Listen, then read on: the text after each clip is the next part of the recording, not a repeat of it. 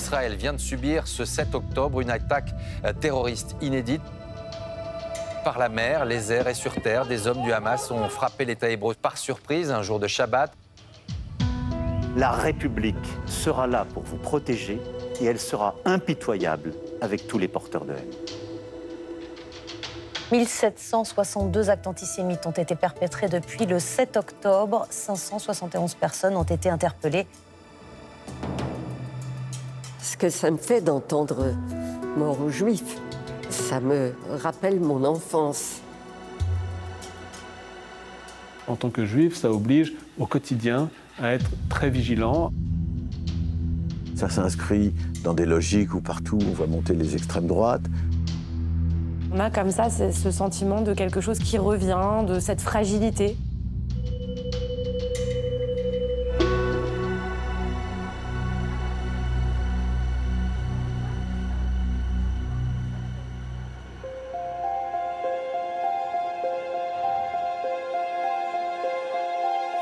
J'ai vécu la rafle du Veldiv et une deuxième rafle quelques mois après.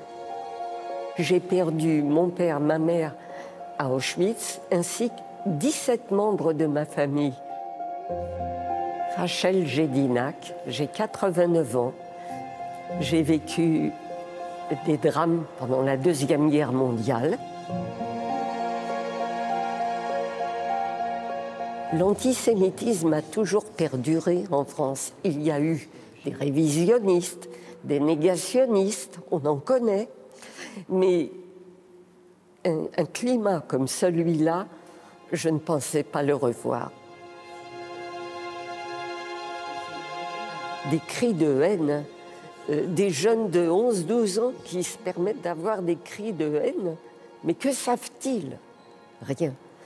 L'ignorance crasse, devrais-je dire, c'est plus terrible que tout.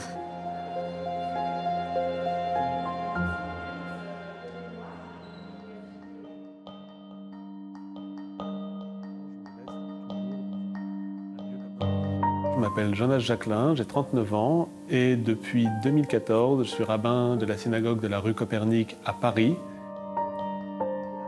Aujourd'hui, je dirais, il y a toute une ambiance, toute une atmosphère qui fait que dans certains cercles, dans certains cadres, on ne peut pas parler librement. On a vu ces derniers mois des personnes qui font en sorte d'enlever la mezouza, donc le pli boîtier qu'on trouve à l'entrée des maisons juives, et de les mettre à l'intérieur. Des parents qui vont dire à leurs enfants de faire attention à ne pas forcément porter une kippa ou pas forcément porter un pendentif qui pourrait dire leur appartenance au judaïsme.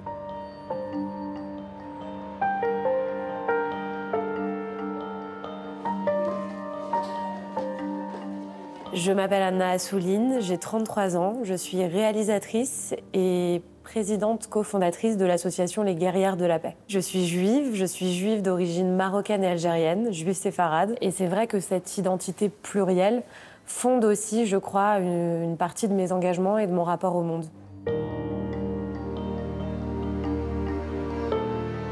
Quand j'ai pris conscience qu'il y avait énormément de juifs qui avaient décidé de retirer leur mezouza, j'ai une proche qui m'a envoyé un message un soir en me disant « Je suis en larmes, je me sens tellement lâche, j'ai honte de moi, mais je l'ai enlevé, j'ai trop peur pour mes enfants. » Enfin, c'est vrai que ce climat dans lequel on a été depuis 2 mois a fait renaître beaucoup de peurs qui existent et qui sont là en sommeil un petit peu tout le temps. Michel Vieviorka, je suis sociologue. Je suis quelqu'un qui a fait beaucoup de recherches sur le terrorisme, sur la violence, sur l'antisémitisme, sur le racisme. Est-ce que ça vient, comme beaucoup le pensent, de personnes issues, comme on dit, de l'immigration maghrébine? C'est très possible. Est-ce que ça vient de l'ultra-droite, comme on dit aujourd'hui? C'est très possible aussi. Est-ce que ça vient d'encore autre chose? Après tout, il y a eu cette affaire d'étoile de David faite au pochoir par des Moldaves. Pour l'instant, on n'en sait pas assez. C'est très profond. On voit que les drames du Proche-Orient se projettent en partie sur notre société française, mais qu'il les surinterprète à sa manière. mais en même temps, tout ça aiguise les débats politiques. Je déplore depuis des années la tentative de récupération de l'extrême droite de la lutte contre l'antisémitisme, qui est à la fois récupérée par l'extrême droite pour mieux pouvoir s'attaquer aux musulmans de notre pays. Et elle sert aussi à ceux qui ne veulent pas aujourd'hui s'engager contre l'antisémitisme de manière claire, d'excuses et d'évitement.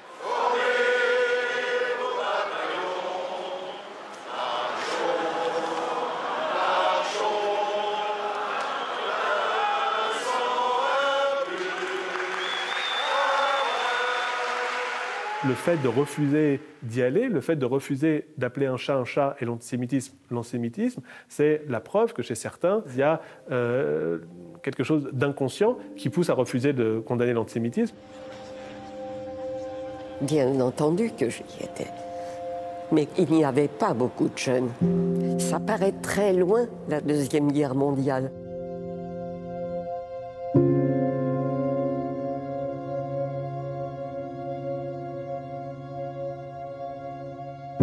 Après la Shoah, où il y a eu 6 millions de Juifs qui ont été tués, dont 1,5 million d'enfants. Un pays qui n'a pas de mémoire est en difficulté. La mémoire de la Shoah, quand elle a surgi dans l'espace public, à partir des années 70, elle était sidérante. Mais aujourd'hui, le paradoxe, c'est qu'on est passé donc de ce moment de la sidération au moment de l'institutionnalisation. Vous avez des musées qui se sont ouverts, des écoles qui traitent de ça dans leur programme scolaire, vous avez des visites à Auschwitz, enfin, vous avez tout un ensemble d'activités qui sont très importantes, très positives, mais qui ne peuvent plus s'installer au niveau de la sidération. Ça rentre, la mémoire devient histoire en quelque sorte. Nous n'oublierons jamais les victimes israéliennes des attaques terroristes du 7 octobre. Nous prions pour la libération des otages et nous pleurons pour tous les civils de Gaza qui meurent actuellement sous les bombes. La question de la concurrence victimaire, de la concurrence des souffrances, pour ma génération en tout cas, c'est quelque chose qui a fait énormément de dégâts. C'est plus possible d'avoir d'un côté des associations juives qui luttent contre l'antisémitisme, des associations musulmanes qui luttent contre l'islamophobie, sans convergence des luttes, sans un horizon commun de fraternité, on continuera, je crois, de s'enliser dans cette impasse.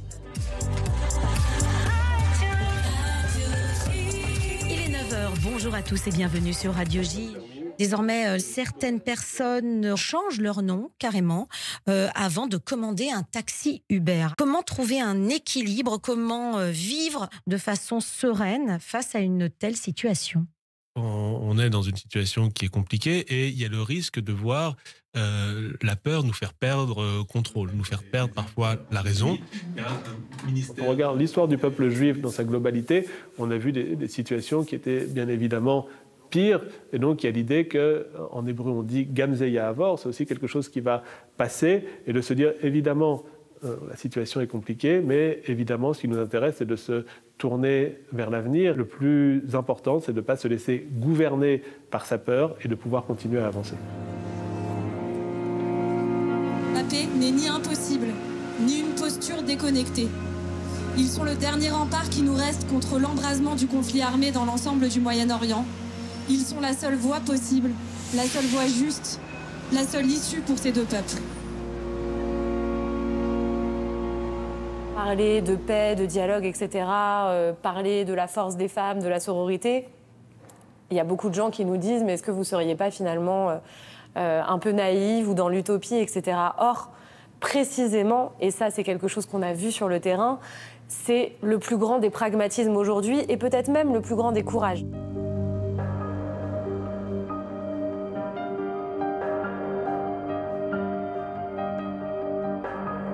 Je crois que l'antisémitisme a régressé en des temps où il existait toutes sortes de lieux où juifs et non-juifs pouvaient se comprendre, s'entendre, vivre ensemble, échanger, débattre, en particulier des lieux de culture.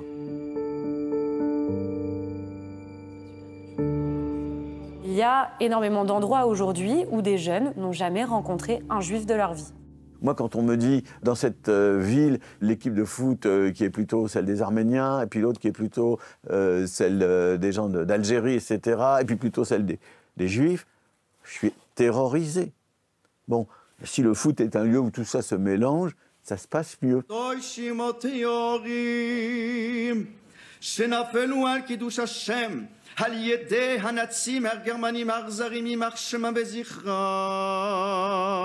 Le vivre ensemble, je lutterai pour cela jusqu'au bout de mes forces. Mon rôle, c'est d'aller parler aux jeunes, de semer des petites graines fécondes. Nous sommes les derniers survivants.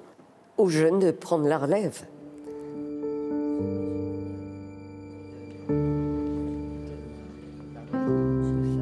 Si chacun n'est pas capable de regarder ce qui ne va pas chez lui, jamais on n'aura la possibilité d'avancer vers un idéal de paix. J'ai pas retiré ma mezouza, je la retirerai pas.